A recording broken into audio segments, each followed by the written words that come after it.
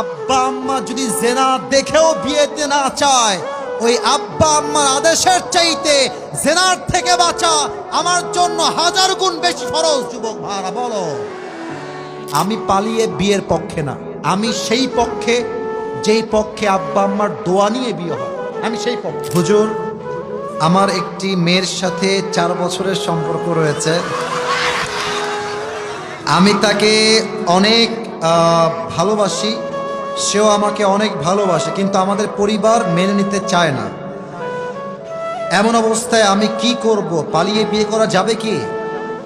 জোশ দেখেছেন, বিয়ে সে করেই ছাড়বে। আমি আমার বাবা এবং মাদেরকে বলবো, যে যাকে পছন্দ করে নিজ দায়িত্বে মিলিয়ে দেন, বাধা হওয়ার চেষ্টা করবেন না।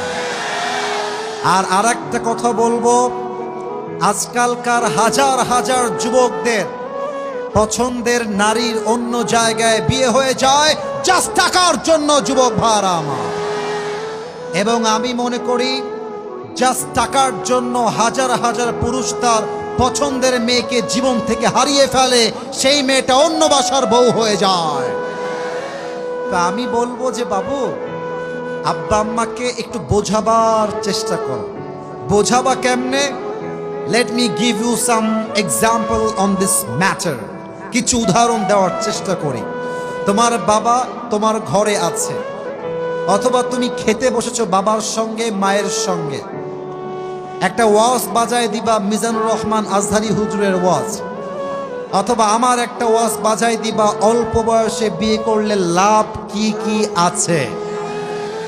ওয়াজটা বাজাই দিয়ে সোজা ওয়াশরুমে চলে যাবা, বাথরুমে গিয়ে 10 মিনিট থাকবা, আব্বা আম্মার সামনে ওয়াজটা বাজবে, আব্বা আম্মা শুনবে, আবার তুমি এসে বসে যাবা।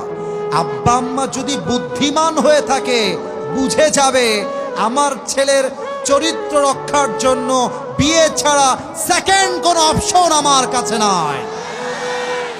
2 নাম্বার, আর একটা কথা প্রত্যেকটা যুবককে বলতে চাই, যদিও এই কথা মিডিয়ায় তোলপাড় শুরু হয়ে যেতে পারে, এটা আমি জেনে বুঝেই বলছি এবং নিজের আকল দিয়ে মেধা দিয়ে বলছি।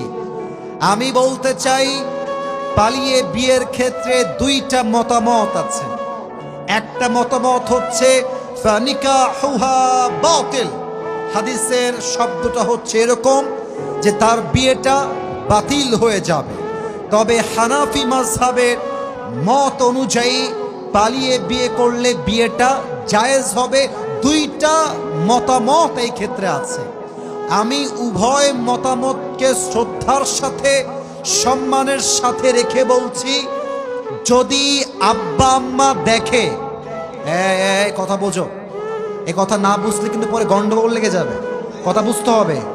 যদি আব্বা আম্মা দেখে যে আমার ছেলেকে বিয়ে না দেওয়ার জন্য, আমার মেয়েকে বিয়ে না দেওয়ার জন্য আমার ছেলে জেনায় জড়াচ্ছে, আমার ছেলে অবৈধ হারাম সম্পর্কে জড়াচ্ছে, in spite of knowing all these things, এই সব কিছু জেনেও যদি আব্বা আম্মা বিয়ের উদ্যোগ না নেয়, এলাকার আলেমকে ধরে এনে পছন্দের মেয়েকে 3 কবুল পড়ে বিয়ে করে ফেলবা।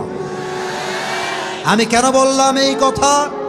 আমি বিশ্বাস করি আব্বা আম্মা যদি জেনা দেখেও বিয়েতে না চায়, ওই আব্বা আম্মার আদেশের চাইতে জেনার থেকে বাঁচা আমার জন্য 1000 গুণ বেশি ফরজ। যুবক ভাইরা বলো, এই জন্য 2 নাম্বার অপশনে যদি তোমার কাজ না হয়, আলেম ওলামাকে নিয়ে এসে বুঝাবা।